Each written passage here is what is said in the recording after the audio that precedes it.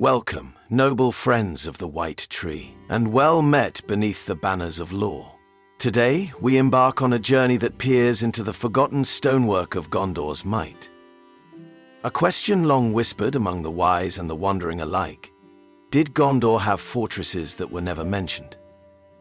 As we pass through the mists of time and memory, guided by the wisdom of the ancient texts, we shall unearth hints of walls that crumbled before song was written of them, towers whose stones felt the passage of ages, and bastions that may never have seen the light of tale.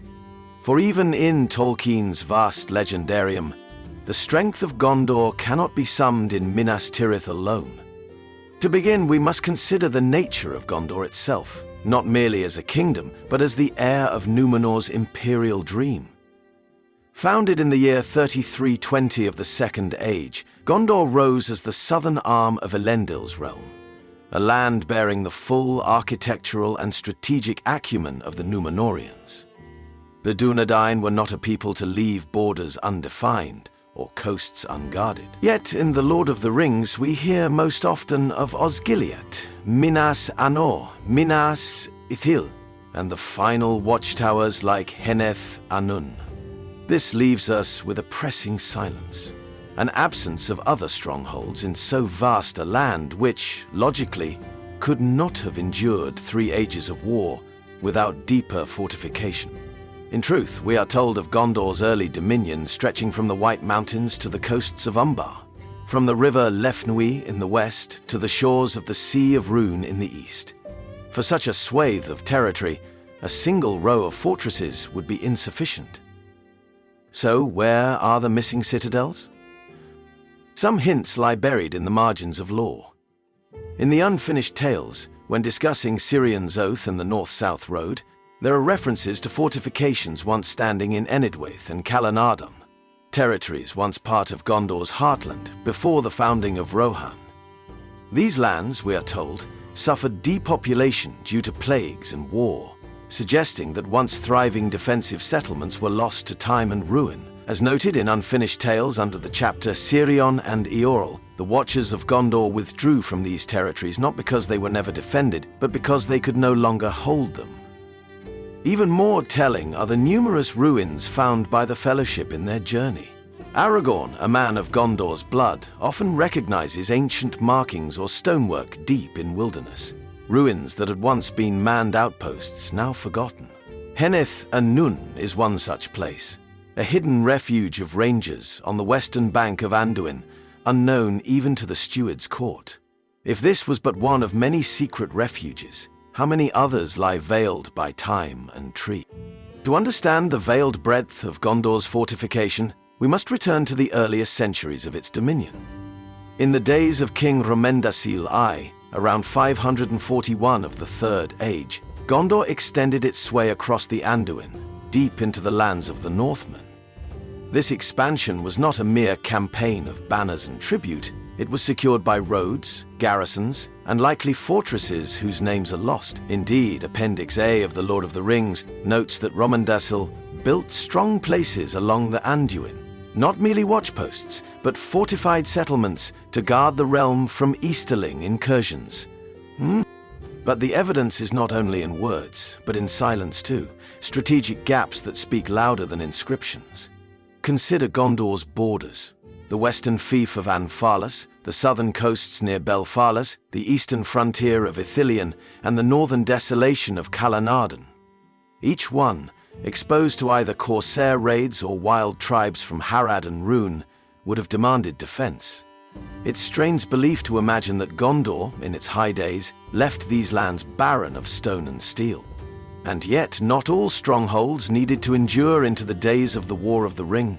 Many of Gondor's fortresses likely succumbed to the waves of calamity that battered the realm across the centuries.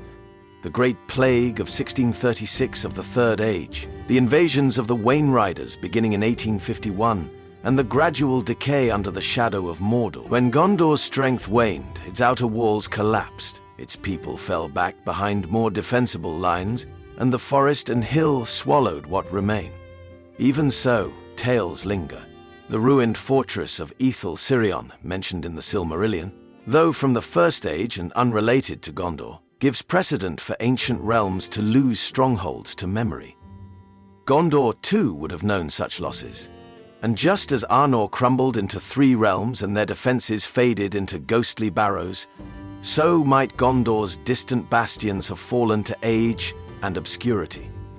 Let us take the case of Narcost and Carcost, twin towers of the Fell Duath. While both were long held by Gondor after the fall of Sauron in Second Age 3441, they eventually were overwhelmed by the growing power of Mordor. Their loss did not imply that they stood alone. They were likely the crowns of a broader defensive chain that guarded the Morgul. When Gondor lost these towers, so too did it lose a net of outposts deeper in Ithilien, gradually abandoning them until only remnants like Henneth Annan remained. Moreover, in the War of the Jewels, Tolkien describes how elves long before Gondor's founding built many hidden halls and fortresses across Beleriand, some so secret they were never found by Morgoth's hosts. Would the Númenóreans, inheritors of elvish alliance and foresight, do less in a land as perilous as Middle-earth? And here we turn our eyes to that which was hidden by intent, not merely by time. Gondor, in its later centuries, had learned bitter lessons from the resurgence of evil. After the loss of Minas Ithil in 2002 of the Third Age, Ithilien was not simply abandoned. Instead, it became the realm of shadows and whispers, where rangers moved like ghosts through the trees. The establishment of secret refuges such as Henneth and Nun, described in the Two Towers, points to a quiet but potent network of resistance. Fortresses in spirit, if not in stone. Faramir's own words suggest that there were many such hideaways.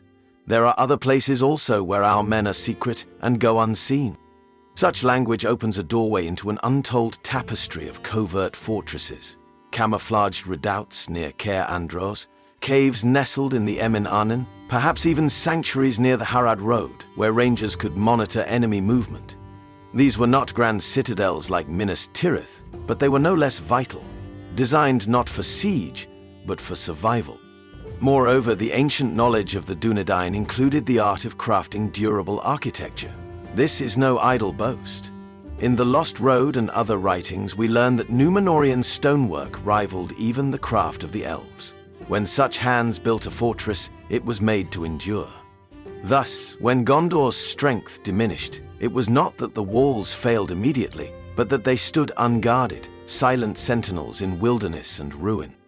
Let us consider Pelargir, founded in 2350 of the Second Age. Though it survived into the Third Age, the river coasts further south once held harbors and fortified docks built to restrain corsairs and pirates. When Umbar rose in rebellion and declared itself against Gondor in T-1448, it's likely that small fortresses and beacon hills were established along the Anduin's delta and the Bay of Belfalas. Their absence from the tale is no proof of their non-existence, only that their memory faded, as did so many fragments of Gondor's maritime strength. Indeed, Gondor's beacon system itself is proof of a broader military architecture. The beacons of Amon Din, Eilinach, and Halifirion were not lonely pyres, but part of a sophisticated communication network that could not exist without manned outposts. For each fire lit, a garrison was needed. For each garrison, stores, armories, and defense. And what of for Ithilien? Once rich in settlements and farmlands, it was laid waste over centuries of skirmish and raid. But settlements do not vanish without leaving behind foundations and cellars, places that could have been repurposed by the rangers or reclaimed by the enemy. As noted in the appendices, Ithilien remained a fair country still, even in decay, and such terrain would be fiercely contested. In short, Gondor's quiet strength, its hidden strength, was never entirely extinguished. It transformed, adapted, and retreated into the bones of the land. The silence of the chronicles is not a void, but a veil. Why then, we must ask, would Tolkien, master of detail and cartographer of myth, leave such fortresses unnamed? Why would the tale of Gondor's might leave so much to be inferred, so many stones buried beneath the foliage of time? Here we cross into the realm of intention. Tolkien did not merely write a history, he wrote a mythology, one touched with the sorrowful dimming of the world. As Elrond says at the council, "The world is changed, and all that once was strong now is frail." The forgotten strongholds of Gondor, unnamed in the Red Book, reflect the fading memory of Númenórean pride. Their absence is not a flaw, it is a feature of the world's waning. In the Silmarillion, we read how even the glorious cities of the elves, Gondolin, Nargothrond, Alqualond, fall into shadow or ruin. This motif carries into the Third Age, where Gondor, heir of Númenor, stands not in glory but on the edge of twilight. Its memory is long but imperfect. And Tolkien, influenced by his deep love for Old English and Northern European legendary, understood that forgotten ruins speak more powerfully than those always present. They invite wonder, speculation, a yearning for what was. Indeed, the very presence of such silences invites the reader to step into the role of chronicler. When Sam, Frodo, and Gollum pass ancient stonework in Unveil, the narrative lingers not on facts, but feelings. The cracked statues, the worn paths, the moss-choked bridges, all of these whisper of forgotten days. And in that whisper, Tolkien evokes one of his greatest themes, loss as legacy. Consider this too. In The Nature of Middle-earth, Tolkien reflects on the fading of elvish memory and the mortal struggle against forgetfulness. What we do not remember, we lose. What is not spoken fades.